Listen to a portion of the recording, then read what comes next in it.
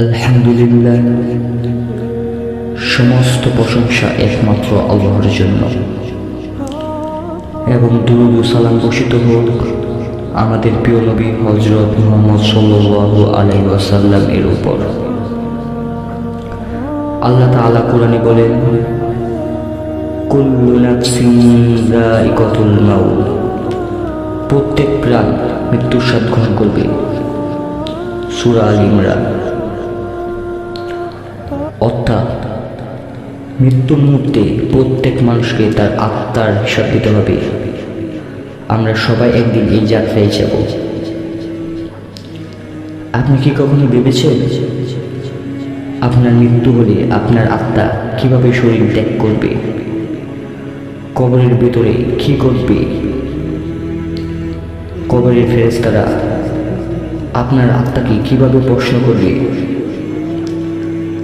ভালো মানুষের জন্য কি হবে, আর যারা পাপাচার করেছে তাদের জন্য কি হবে?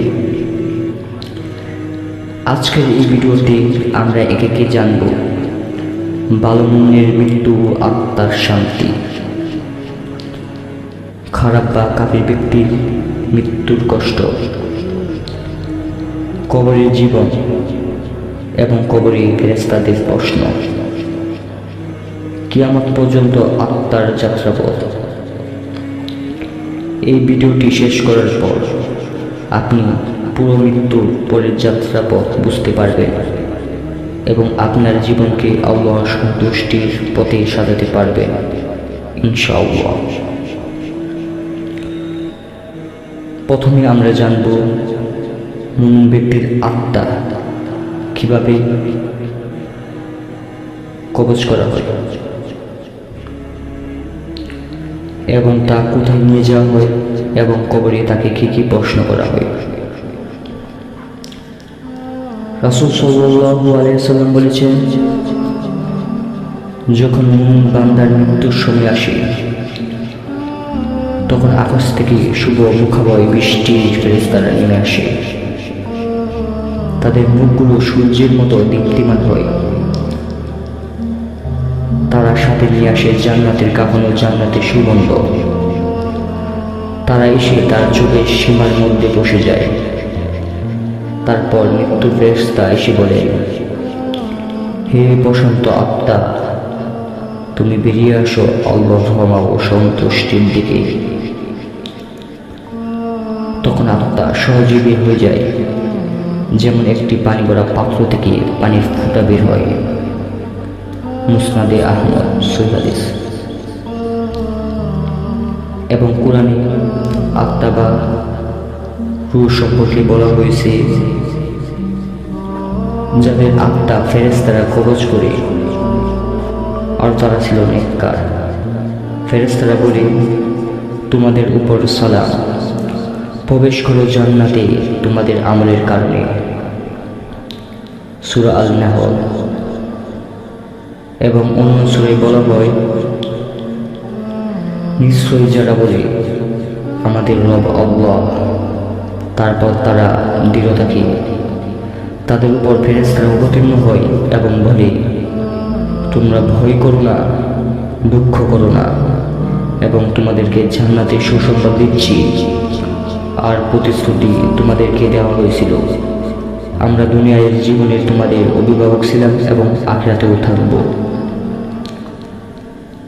এবং অন্য সূরায় বলা হয়, হে বসন্ত আত্মা, তুমি তোমার প্রতিপালকের দিকে ফিরে যাও। তিনি তোমার প্রতি সন্তুষ্ট আর তুমি তার প্রতি সন্তুষ্ট।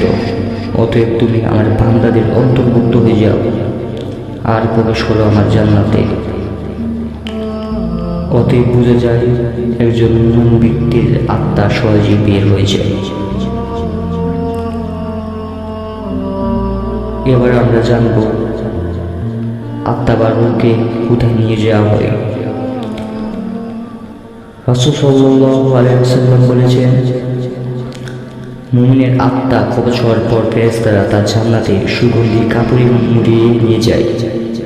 তারা বলে, এটা অমুকের আত্মা।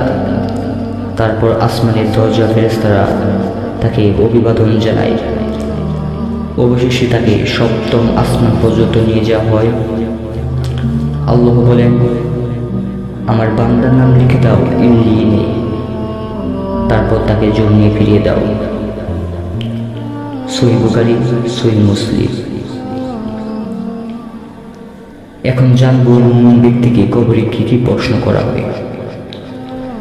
হাদিসে এসেছে, কবরের মধ্যে দুই ফেরেশতা মুনকার ও নাকির এসে প্রশ্ন করে, মান রব্বুকা, তোমার রব কে? সে উত্তর দেয়, আমার রব আল্লাহ। তাকে আবার প্রশ্ন করা হয়, মান দীনুকা, তোমার দিন কি? সে উত্তর দেয়, আমার দিন ইসলাম।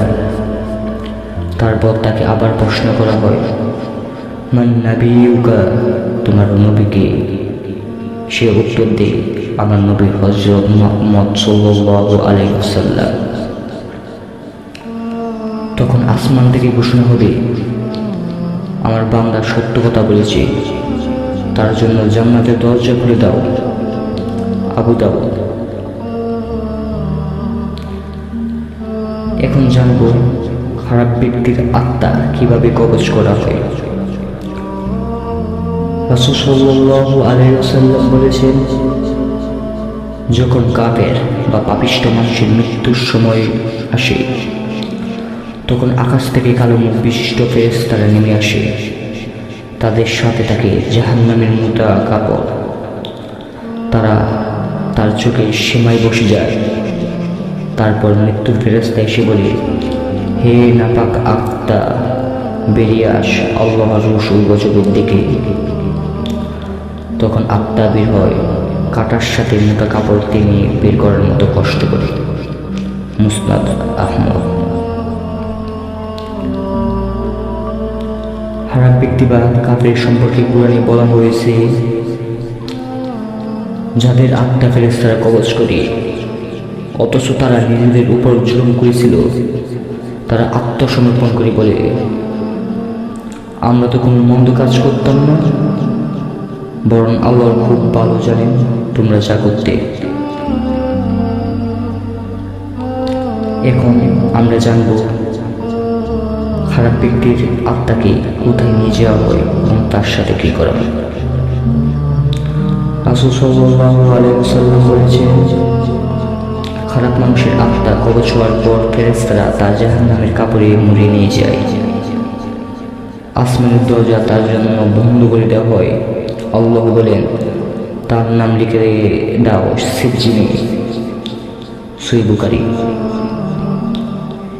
এখন আমরা জানব খারাপ ব্যক্তি বা কাফেরদেরকে কবরে কি প্রশ্ন করা হয়। যখন মুনকার নাকির তাদেরকে জিজ্ঞাসা করে, মান রব্বুকা, তোমার রব কে?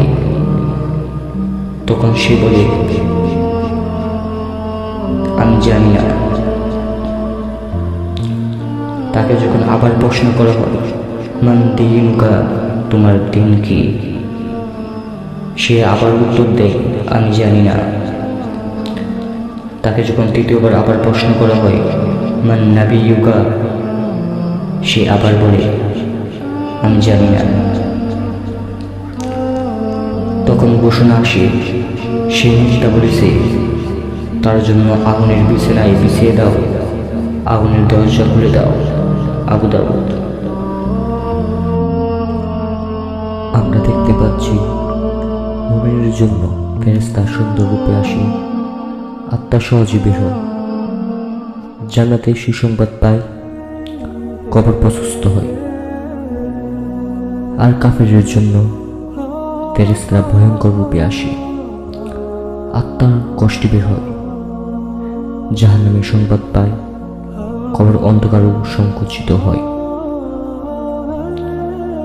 তাই আমাদের উচিত এখনই প্রস্তুতি নেওয়া, যাতে মৃত্যুর সময় ফেরেশতারা আমাদেরকে জান্নাতে সুসংবাদ দেন।